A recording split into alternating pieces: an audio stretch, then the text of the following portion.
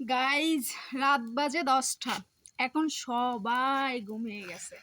আমাদের গ্রামে এখন কোনো মানুষ জাগনা নেই, কিন্তু আমরা জাগনা আছি যারা ধান সিদ্ধ করতেছে আর কি। যেহেতু আমাদের ধান সিদ্ধ হচ্ছে এদিকে, তাই আমরা এখন জাগনা আছি। এই হচ্ছে আমার গ্রামের বাড়ি, গ্রামের উঠোনটা এখন ছোট হয়ে গেছে, আগে বড় ছিল, পরে আবারও বড় হয়ে যাবে, যেহেতু ঘরের কাজ চলতেছে, জায়গায় জিনিস পড়ে আছে, সেই জায়গা থেকে উঠানটা এখন একটু ছোট দেখাচ্ছে। আর আব্বা বেশি গাছ টাছ লাগাইয়া একবারে উঠানটা ছোট করে লাইছে। যাই হোক, গরিবের বাড়ি, গরিবের কারখানা। আপনাদেরকে দেখানোর মতো কিছুই নেই, তারপরেও জাস্ট শেয়ার করলাম আপনাদের সাথে যে গ্রামে আসছি, দেশে আসছি, আবার চলে যাব, সামান্য কিছু শেয়ার করে রাখলাম স্মৃতি হিসেবে।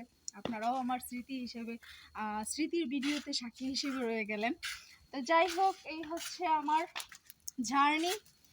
আরও কিছুদিন আছি, তারপর চলে যাব গাজীপুরে গিয়ে আপনাদের সাথে আমার সেই আগের পুরনো রান্নার ভিডিওগুলো শেয়ার করব। তো এটা হচ্ছে আমাদের গোয়ালঘর, ন্যাচারাল গোয়ালঘর, গরু নেই। আর ওইদিকে হচ্ছে এটা রান্নাঘর, আর এটা হচ্ছে রাস্তা। আপনারা যারা আসবেন আমাদের বাড়িতে, এই রাস্তা দিয়ে আসতে হবে, এই রাস্তা ধরে বাড়িতে ঢুকতে হবে, বুঝতে পারছেন? তো যাই হোক, এটা রান্নাঘর, ওটা তো গোয়ালঘর আপনাদের দেখাইলাম। গরুবিহীন গোয়ালঘর, আবারও গরু হয়ে যাবে ইনশাল্লাহ। তো যাই হোক, এই আর কি, আপনাদের সাথে বক করলাম, ভালো লাগতেছে। এখন অনেক রাত, আমাদের গ্রামে একটা মানুষও জাগনা পাওয়া যাবে না, আগেও বলছি এখনো বলছি। দেখুন কি নীরব পরিবেশ, নির্জন না?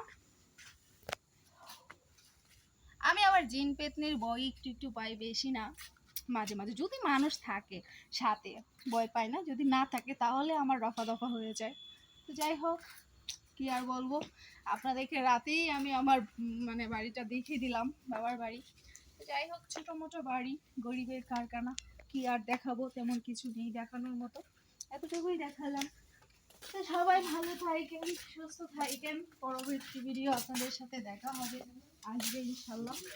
সে পর্যন্ত সবাই ফলো দিয়ে আমার সাথেই থাকুন। টাটা, আল্লাহ হাফেজ।